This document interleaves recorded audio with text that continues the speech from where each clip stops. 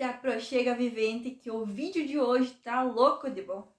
Tem 5 dicas de leitura para conhecer a história do Rio Grande do Sul. Então, não te fresqueia e vem comigo.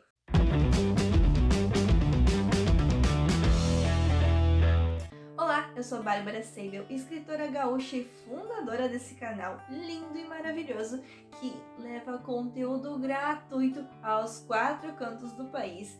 E hoje nós vamos falar sobre 5 livros históricos para conhecer um pouquinho mais a literatura aqui do Sul.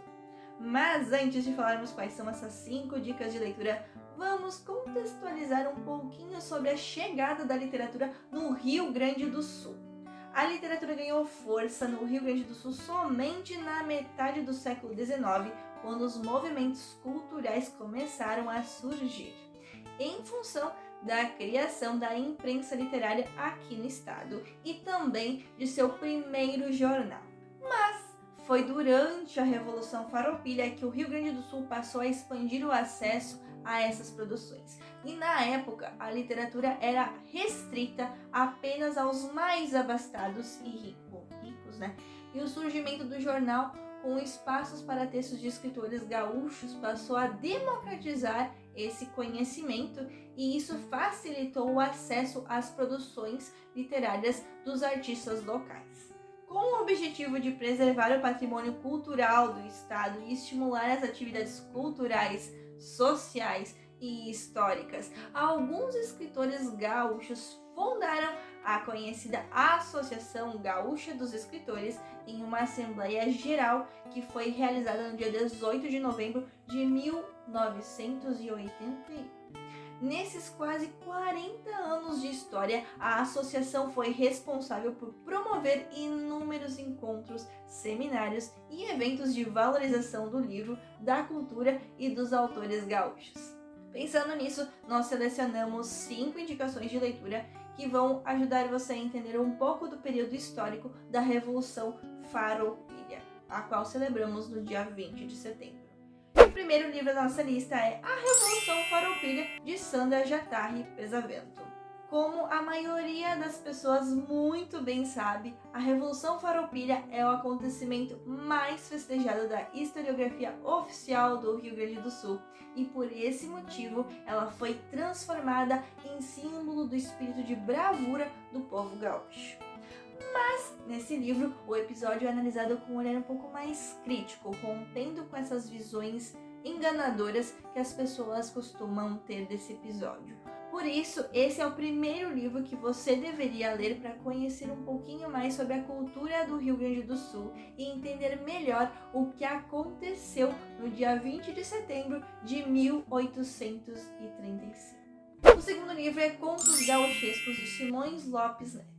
O autor é um dos grandes nomes da literatura rio-grandense. A contribuição dele se estende pela literatura brasileira, porque o seu ponto de vista sobre o regionalismo é muito grande e através do linguajar pitoresco, a concepção dos personagens que ele construiu, toda essa obra encantadora que ele fez. E é claro que ele explora em sua obra os conflitos vivenciados pelo gaúcho, que no final das contas foram também situações experimentadas por todos os homens, independente de sua nacionalidade ou classe social.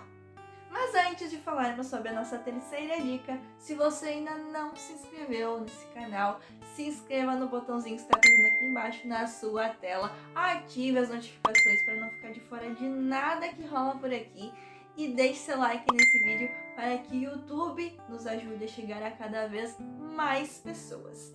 Agora sim, vem comigo. O terceiro livro é A Ferro e Fogo, de Josué Guimarães. Qual teria sido a participação dos alemães na formação do Rio Grande do Sul? São imigrantes alemães vivendo as suas misérias e desencantos, suas conquistas, seus momentos de ternura e também de saudade, seu trabalho de sol a sol, suas desavenças, rancores e ódios.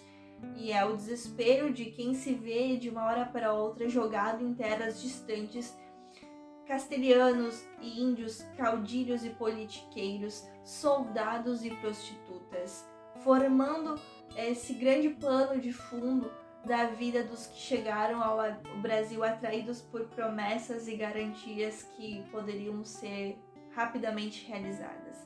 A obra retrata muito o sofrimento e as privações, o trabalho e a luta. Os imigrantes que foram incorporados à nacionalidade mesclando as suas raças e influenciando o processo de desenvolvimento nacional na política, nas artes, nos esportes, entre muitas outras coisas. Tudo isso conseguido através de ferro e fogo. O quarto livro da nossa lista é A Casa das Sete Mulheres, de Letícia Ieschawski. A Guerra dos Farrapos, ou a Revolução Farroupilha, que aconteceu entre 1835 a 1845, foi uma luta dos latifundiários rio-grandenses contra o Império Brasileiro. E foi a mais longa guerra civil do continente sul-americano. O líder do movimento, o general Bento Gonçalves da Silva, isolou as mulheres de sua família em uma estância afastada em áreas em conflito para protegê-las. A guerra deveria ter sido mais curta, mas ela acabou se prolongando. E a vida daquelas 7 mulheres confinadas na solidão do Pampa começou a se transformar. O que não está nos livros de história sobre a mais longa guerra civil do continente está nesse livro, que nos mostra a violência da guerra e a sua influência tão tenebrosa sobre o destino de homens e de mulheres. Esse é o livro, inclusive, que deu origem à superprodução da Rede Globo, adaptada por Walter Negrão e Maria Adelaide Amaral, com a direção de Jaime Monjardim, e exibida em mais de 40 países.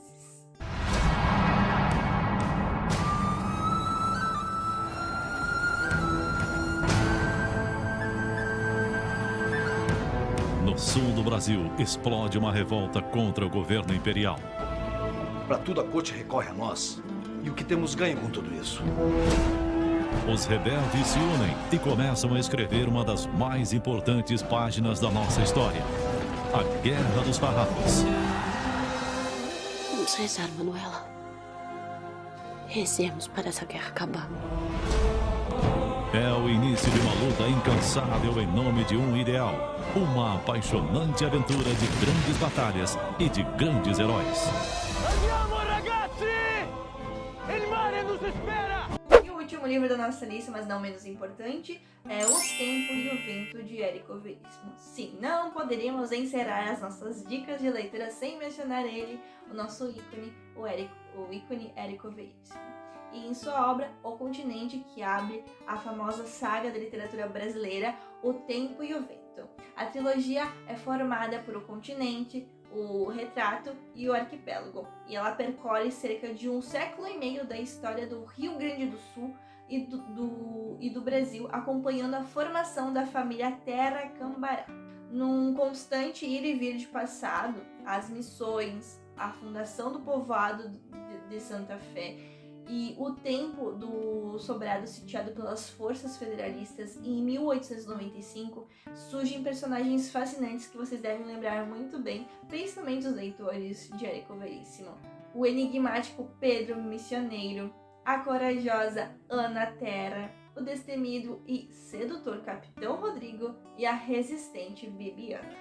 Eu estava aqui justamente lembrando uma história de amor.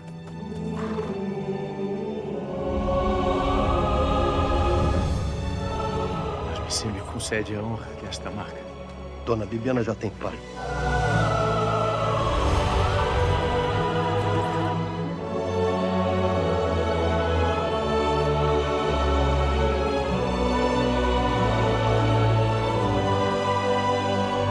Pedro, vou ter um filho.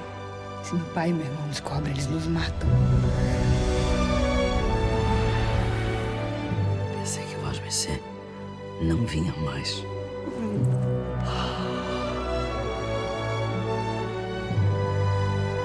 Não precisa dizer que tá grávida. E não precisa dizer mesmo.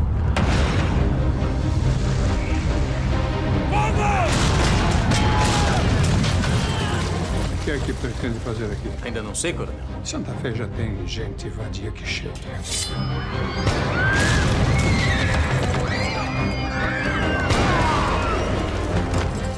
Pelo amor do nosso filho, Rodrigo. Tenha cuidado. Vou mostrar acontece quando se bate na cara de um homem. Castelhano, tô ouvindo! Não conta do resto. O assunto aqui é particular. O mundo é grande, meu filho, não te disse? Encontramos um chão para recomeçar nossa vida. Minha prenda. Saudade. E essas foram as nossas 5 dicas de leitura para você conhecer e se aprofundar um pouquinho mais na história do sul do Brasil. Espero que você tenha gostado desse vídeo, então já deixe seu like aqui embaixo e compartilhe o link desse vídeo com todos os seus amigos. E eu fico por aqui e te espero no próximo vídeo. Um beijão e até a próxima!